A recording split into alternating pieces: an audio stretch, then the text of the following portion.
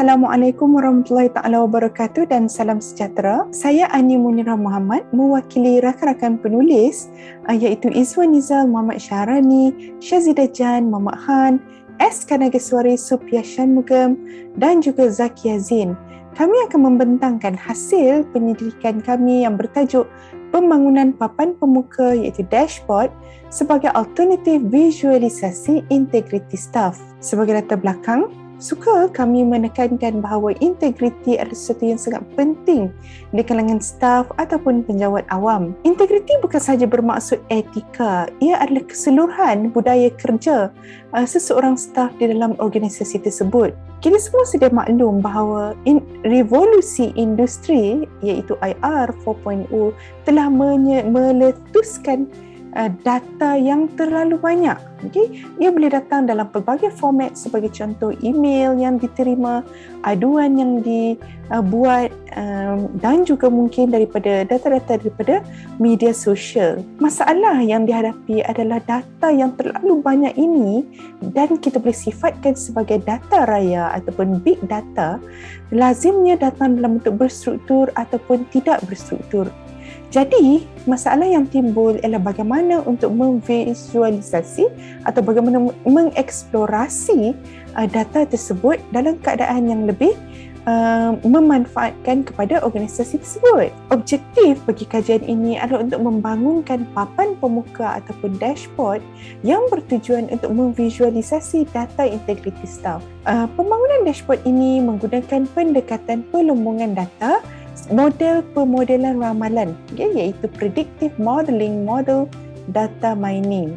Kalau kita lihat kepada integriti staf di tempat kerja, seperti mana dimaklumkan sebentar tadi, iaitu ia adalah kualiti mematuhi prinsip etika yang kuat setiap masa.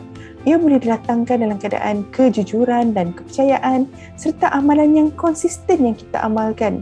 Integriti ini boleh dilaksanakan bukan sahaja untuk kita melihat tanpa kita saksikan apakah perkara yang betul ataupun salah dan tanpa mengira siapa yang melihat atau memantau kelakuannya. Bagaimana untuk kita nilai ataupun kita taksirkan integriti di kalangan staf tersebut?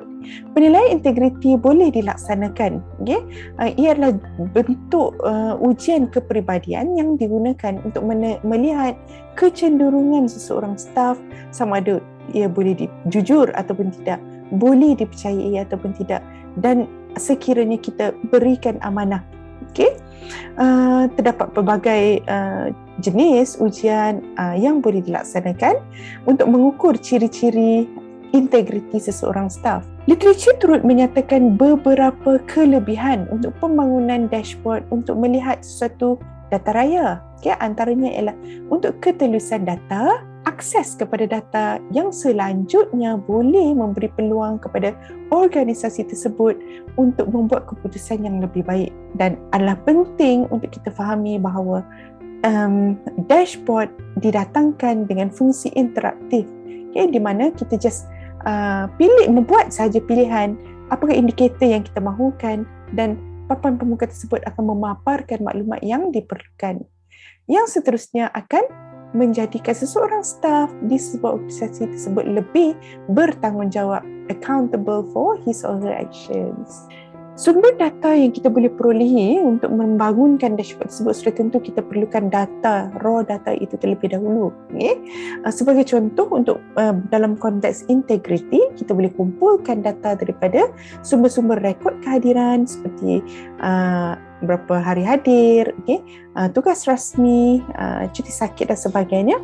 Status pengisytiharan harta, iaitu seorang staf pejabat awam wajib untuk membuat pengisytiharan harta sekurang-kurangnya 5 tahun sekali. Rekod salah laku staf, sama ada pernah ataupun tidak laksanakan kesalahan, dan apakah jenis kesalahan dan apakah jenis hukuman, turut diperlukan adalah rekod prestasi dan lain-lain tertakluk kepada keperluan organisasi tersebut. Suka kami memperkenalkan model pembangunan dashboard integriti staff yang terdiri daripada 3 peringkat. Peringkat yang pertama sudah tentu ialah pengumpulan sumber data yang boleh didatangkan daripada pelbagai aspek, dan daripada segi integriti mungkin juga pegawai khidmat manusia di organisasi tersebut mempunyai maklumat-maklumat yang diperlukan. Setelah pembangunan data integriti staff dikumpul dan dibangunkan, maka data tersebut boleh dihantar kepada cloud ataupun awan supaya boleh mewujudkan pengkalan data integriti berasaskan awan. Kenapa? Kerana dashboard tersebut akan menarik maklumat-maklumat yang diperlukan daripada cloud, supaya boleh dijadikan dashboard.